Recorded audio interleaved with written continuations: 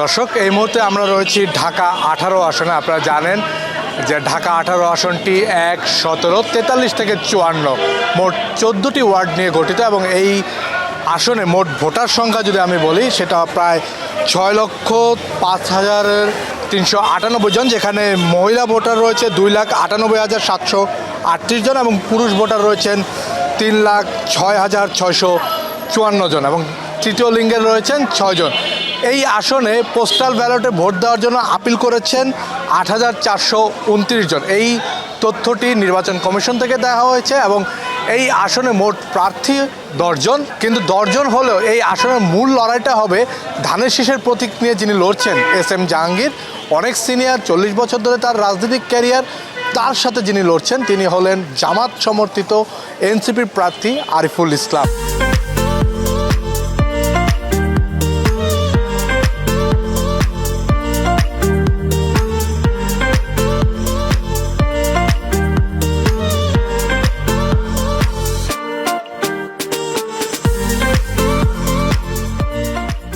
ঢাকা 18 আসনে মোট প্রার্থীর সংখ্যা 10 জন, যেখানে ধানের শীষ প্রতীক নিয়ে লড়ছেন SM জাহাঙ্গীর, শাপলাকলি প্রতীক নিয়ে লড়ছেন আরিফুল ইসলাম, আছেন স্বতন্ত্র প্রার্থী মহিউদ্দিন রনি এবং মাহমুদুর রহমান মান্নার।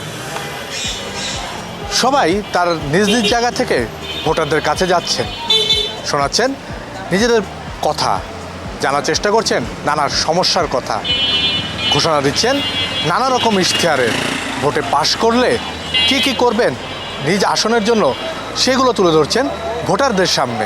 সংস্কার কিন্তু একটা চলমান প্রক্রিয়া। আজকে আমি যেটাকে মনে করতেছি যে আমি যদি জনগণের ভোটে নির্বাচিত হই, এটা আমার কালকেই করতে হবে। এখন দেখা গেল সন্ধ্যার পরে এমন একটা সমস্যা চলে আসলো যে ওইটা ফার্স্ট প্রায়োরিটি দেওয়া লাগবে। কাজেই জনগণের সাথে যদি আমার সম্পৃক্ততা থাকে আর জনগণকে যদি আমি ভালোবাসি, তাহলে জনগণ যেভাবে আমাকে চাবে, জনগণের কল্যাণের জন্য জনগণের মতামতকে গুরুত্ব দিয়ে, জনগণকে পিছিয়ে রেখে না, জনগণকে মতামতকে গুরুত্ব দিয়ে জনগণকে আমার সাথে নিয়ে সংসদে গিয়ে জনগণের পক্ষ হয়ে, জনগণের সাথে নিয়ে আমি জনগণের পক্ষে কথাগুলো বলবো এবং যখন যে সমস্যাটা আসবে আমি জনগণের কল্যাণের জন্য সেই সমস্যার সমাধান করার চেষ্টা করবো। That is the first priority. প্রথম যে প্রায়োরিটিটা আমাদের বৃহত্তর উত্তরা বললে আপনাদের সামনে উত্তরা মডেল টাউন, এই পরিকল্পিত বিল্ডিং চকচকে এগুলো ভেসে ওঠে, রাস্তা সুন্দর, কিন্তু আসলে এই পরিকল্পিত নগরীটা বৃহত্তর উত্তরার মাত্র 15%। বাকি 85% দক্ষিণ খান, উত্তর খান, খিলখ্যাত এবং তুরাগ যে 4টা থানা আছে, এই থানার যারা বাসিন্দা এবং এখানে সবচেয়ে বেশি লোক বসবাস করেন, তারা কিন্তু এই রকম উত্তরার এই চকচকের সুবিধা থেকে বঞ্চিত হন।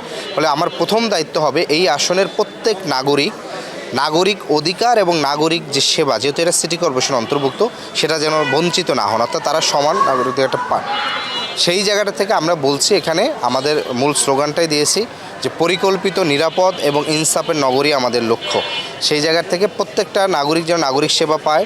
দ্বিতীয়ত হচ্ছে দক্ষিণ খান, উত্তর খানবাসীরা দীর্ঘদিন ধরে ঢাকা 18 আসনে অন্তর্ভুক্ত হওয়া, মানে সিটি কর্পোরেশন অন্তর্ভুক্ত হওয়া সত্ত্বেও যে মৌলিক যে নাগরিক সেবা, পানি, বিদ্যুৎ, গ্যাস, সেটা কিন্তু তারা পাচ্ছে না। এমনকি চলাচলের রাস্তা নাই। আপনাকে যদি এখন আমি বলি যে আপনি 48 নং ওয়ার্ডের সেই জায়গায় ইন্টারভিউ নিতে আসেন, আপনার ওখানে পৌঁছাতে দেখবেন যে আপনি অফিসারে আজকে রাতের ভিতর ব্যাক করতে পারবেন না।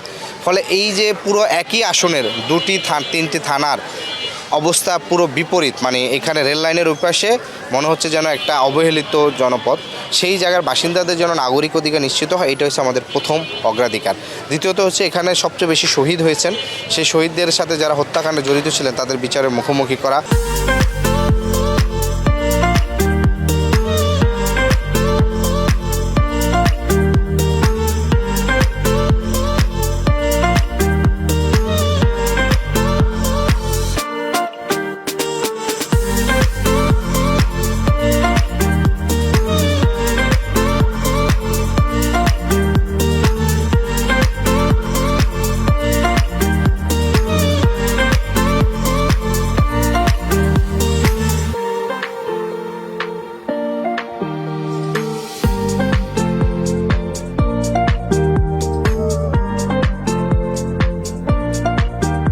ঢাকা 18 আসনে যারা প্রার্থী রয়েছেন তারা সবাই জয়ের ব্যাপারে দারুণ আশাবাদী। কারণ একটাই, ভোটাররা চায় পরিবর্তন এবং তারা মনে করছেন তারা যোগ্য প্রার্থী হিসাবেই তাদেরকে ভোট দিবেন এবং তাদেরকে সংসদে পাঠাবেন। আমার বক্তব্য স্পষ্ট, আমরা একটা যুদ্ধ করেছি একসঙ্গে, ফেসিবাদের পতন ঘটিয়েছি একসঙ্গে, আমরা আগামী দিনে ইনশাল্লাহ একসঙ্গে পথ চলবো। পাশাপাশি আল্লাহ রাব্বুল আলামিন আমাকে জনগণের ভোটে বিজয়ী করলে, আমি এখনও বলছি, কিছুক্ষণ আগে একটা প্রোগ্রাম করে আসলাম মান্না ভাই সহ আমার অন্য নেতা সাথে, প্রার্থীর সাথে, আমি স্পষ্ট বলেছি জনগণ যদি আমাকে ভোটে নির্বাচিত করে তো অবশ্যই সকলকে নিয়ে এই এলাকার উন্নয়নমূলক কর্মকাণ্ডগুলো আমি করব।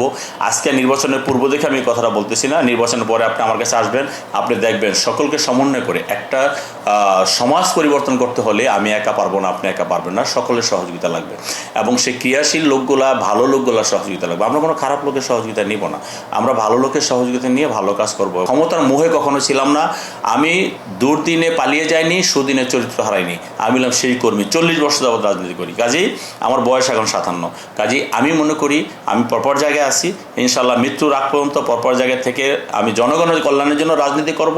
আর জনগণ স্বাভাবিক কারণে যদি জনগণের কল্যাণের জন্য রাজনীতি করি, জনগণ সেটা মনে রাখে এবং জনগণ আমার পাশে অতীত ছিল, এখনও আছে, আগামীতে ইনশাল্লাহ থাকবে। টক্কর বলতে কি আমরা বিজয়ের বিষয়ে ইনশাল্লাহ আশাবাদী, কারণ প্রথম দিকে তারা হয়তো মনে করেছে যে তরুণ প্রার্থী, সে আমার চেয়ে বয়সে দ্বিগুণ, যদিও কিছু গণমাধ্যম নিউজ করছে 2 তরুণের লড়াই, তো যার বয়স আমার দ্বিগুণ, আমার বাবার চেয়েও বয়সে বড়, সে তরুণ, এটা হয়তো তারা এক হিসাবে, যেহেতু এখন তরুণদের প্রতি সাধারণ মানুষের, নাগরিকদের একটা বড় ধরনের আশাবাদ কাজ করে যে তরুণরা একটা পরিবর্তন আনবে। তো সেই জায়গার থেকে যেটি হচ্ছে যে দেখেন, যদি তার জন্য কোনো চ্যালেঞ্জই না হইতো, তাহলে আমার উপরে গত 3 দিন আগে যে ডুমনি বাজারে যে হামলা, এটা কিন্তু হামলা তারা করতো না। এই হামলা করার একটা মেসেজ যে তারা দেখছে যে ভিতরে নীরব একটা বিপ্লব ঘটে গেছে। আমাদের মহিলা জনশক্তি যারা, নারী সহযোদ্ধারা যারা কাজ করতেছেন, তাদেরকে বিভিন্ন জায়গায় বাধাগ্রস্ত করছে। তারা কোনো বাসায় মিটিং করতে গেলে বাসার বাইরে ছাত্রদলের পোলাপাইন হচ্ছে, স্লোগান দিচ্ছে, তাদেরকে স্লেজিং করছে মা বোনদেরকে। তো এই যে এই ধরনের ডিস্টার্ব করা মানেই সে যদি ধরেই নিত যে সে একটা যে জয়ী হয়ে গেছে, তাহলে এই ডিস্টার্বগুলো করতে না। ফলে আমরা মনে করি যে আমাদের ইনশাল্লাহ সাধারণ মানুষের সাথে ব্যাপক সম্পর্ক হচ্ছে, তারা পরিবর্তনের পক্ষে, নতুন বাংলাদেশের পক্ষে। কারণ প্রত্যেকেরই একটি কথা, যেহেতু 54 বছর আওয়ামী লীগ এবং বিএনপি রাষ্ট্র চালিয়েছে, জাতীয় পার্টি, ফলে আওয়ামী লীগের বিপরীতে কিন্তু বিএনপিকেই ভাবা হয়। ফলে বিএনপির রাজনীতিটা কিন্তু আওয়ামী লীগের বিপরীতে গড়ে উঠছে। ফলে বিএনপির প্রতিপক্ষ এখন কিন্তু আওয়ামী লীগ না। ফলে এখানকার জামাত, এনসিপি সহ জোটের যে রাজনৈতিক যে পদ্ধতি, সেটার সাথে বিএনপি কোনোভাবেই খাপ খাওয়াতে পারবে না। মাত্র 30% টাকায় জমির মালিক হয়ে নতুন বাংলাদেশের গড়ে তোলার স্বপ্ন দেখা বাংলা বসতি।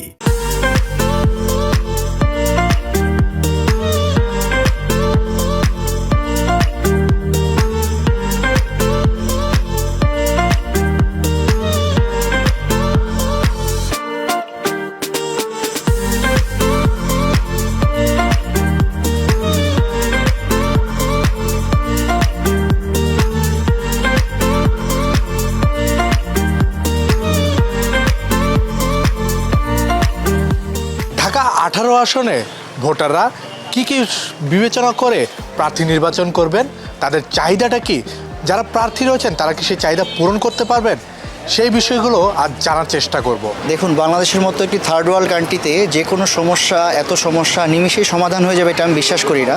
তো সেই ক্ষেত্রে ঢাকা 18 আসনের একজন বাসিন্দা হিসেবে আমি চাই ঢাকা 18 আসনে এমন একজন জনপ্রতিনিধি নির্বাচিত হোক, যে কিনা আমাদের এই সমস্যার সমাধান করতে অ্যাড্রেস করতে পারবেন, আমাদের অ্যাটলিস্ট যাকে আমরা সমস্যা আমরা বলতে পারবো, যাকে আমরা ফোনে রিচ করতে পারবো, যার বাসায় আমাদের অ্যাক্সেস থাকবে, এমন একজন জনপ্রতিনিধি আমরা ঢাকা 18 আসনে দেখতে চাই। আমরা চাই যে একদম সৎ, যোগ্য, নির্ভীক, সাহসী, অত্র এলাকার উন্নয়নের বিভিন্ন উন্নয়নের কাজকর্মের সঙ্গে জড়িত এবং মানুষের সহজতাকে সেবা পাইতে পারে এমন একজন যোগ্য প্রার্থীকে চাচ্ছি। এবং সবচেয়ে ভালো হবে যে SM জাহাঙ্গীর যদি এখানে বিজয়ী হয়, তাহলে অত্র এলাকার বা 18 আসনের সর্বস্তরের মানুষ সত্যিকারে তার সেবা পেতে পারে। তো মৌলিক অধিকারগুলো নিশ্চিত, রাস্তাঘাট, পানি, বিদ্যুৎ, গ্যাস, শিক্ষা, স্বাস্থ্য, এই সমস্ত দিকগুলো যখন উনি উন্নয়ন করবেন, তখন জনগণের সামনে উনি বারবার নির্বাচিত হওয়ার জন্য অবশ্যই প্রত্যাশিত থাকবে। তো এখন বর্তমানে আমরা যে একটা নতুন যে ভোট আসছে, আমরা খুব আনন্দ ফিল করতেছি এবং এখন এমন একটা লোক আসুক যে সাধারণ মানুষের মনে করেন যাইয়া একটা কথা বলতে পারে, যে আমাদের সুখে দুঃখে পাশে থাকতে পারে, যে আমাদের মনে করেন যাইয়া যে কোনো সুবিধা অসুবিধা অবশ্যই থাকে। সেক্ষেত্রে আমরা যেন তার কাছে মন খুলে বলতে পারি। আমরা বিগত 53 বছরে যে সংস্কৃতিটা দেখছি যে কোনো একটা দল ক্ষমতায় আসলেই সারা বাংলাদেশ মনে হচ্ছে তাদের, মানে তাদের দলের মানুষ ছাড়া বাকি সবাই ভাড়াটিয়া। সেই সংস্কৃতিটা আসলে সাধারণ মানুষ আর দেখতে চাচ্ছে না। প্রচারণার ক্ষেত্রে কিছুটুক অসঙ্গতি লক্ষ্য করা গেছে প্রথম দিকে। তো মানুষের ভিতরে ওই যে মানে ভোট দিতে তারা যাইতে পারবে কি না এই একটা ভয় কাজ করতেছে। তা আমরা তাদেরকে বোঝানোর চেষ্টা করতেছি যে বিগততে ভোট কেন্দ্র দখলের যে পায়তারাগুলো চলতো এই জিনিসটা এবার ইনশাল্লাহ হবে না। আমাদের যে প্রার্থীগুলো রয়েছে ওনারও যদি আমাদের শিক্ষা খাত, তারপর হচ্ছে আমাদের চিকিৎসা, তারপর হচ্ছে যে আমাদের আধুনিক যে নগর সেবা, প্লাস হচ্ছে যে মানুষের বাঁচার জন্যে যে মৌলিক যেই চাহিদাগুলো রয়েছে সেই চাহিদাগুলোর যদি ওনারা পূরণ করার জন্য চেষ্টা করে বা সহায়তা করে বা হচ্ছে যে যারা দারিদ্র্যসীমার নিচে রয়েছে তাদের নিয়ে কাজ করে, তাহলে আশা করি যে ওনারা ভোটের মাঠে এগিয়ে যাবে। এটা একটি চকচকে নগরী দেখা গেল, এর ভিতরে দক্ষিণ খান, উত্তর খান এবং কি খিলক্ষেতের অত্যন্ত প্রত্যন্ত কিছু এলাকা আছে যেগুলোতে নাগরিক সেবা বলতে কিছু নেই। মানে রাস্তাঘাটের সমস্যা, জলাবদ্ধতা সব কিছুর বিবেচনা করেই এই উত্তরা আমরা বাইরে থেকে যা দেখি আসলে তা না।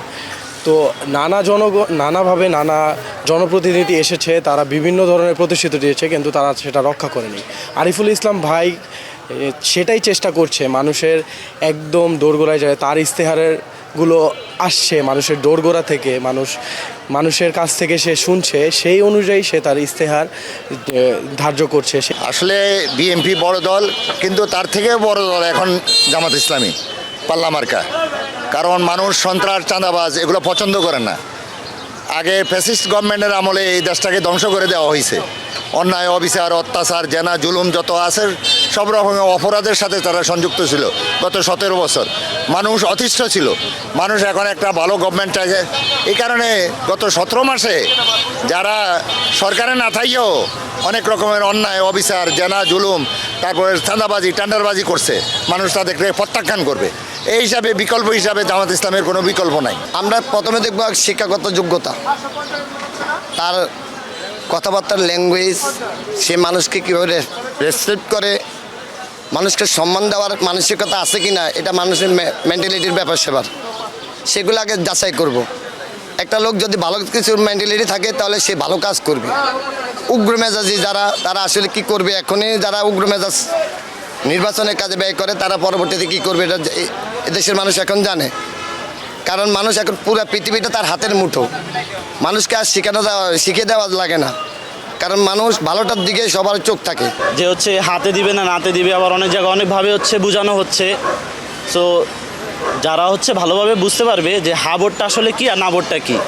সহজ ভাষায় যদি বলি, হা ভোটটা হচ্ছে আমাদের ফ্যাসিবাদটাকে আবার নষ্ট করে দেওয়া, আর না ভোটটা হচ্ছে ফ্যাসিবাদকে আবার নিয়ে আসা। আমি মনে করি সবাইকে হ্যাঁ ভোট দেওয়া উচিত। এই হ্যাঁ ভোটটা আসলে আমি মনে করি দলের জন্য না, হ্যাঁ ভোটটা আমাদের নিজেদের জন্য। তো অবশ্যই আমি সবাইকেই বলবো হ্যাঁ ভোটটা যাতে দেয়। দর্শক, সারাদিন ছিলাম ঢাকা 18 আসনে, জানার চেষ্টা করেছি ভোটারদের প্রত্যাশার কথা, শোনার চেষ্টা করেছি প্রার্থীদের প্রতিশ্রুতির কথা। আজ এখান থেকে বিদায় নিচ্ছি, কাল আবারও দেখা হবে অন্য কোনো আসন নিয়ে। ততক্ষণ পর্যন্ত ভালো থাকবেন, সুস্থ থাকবেন, বাংলা এডিশনের সাথেই থাকবেন। আল্লাহ হাফেজ।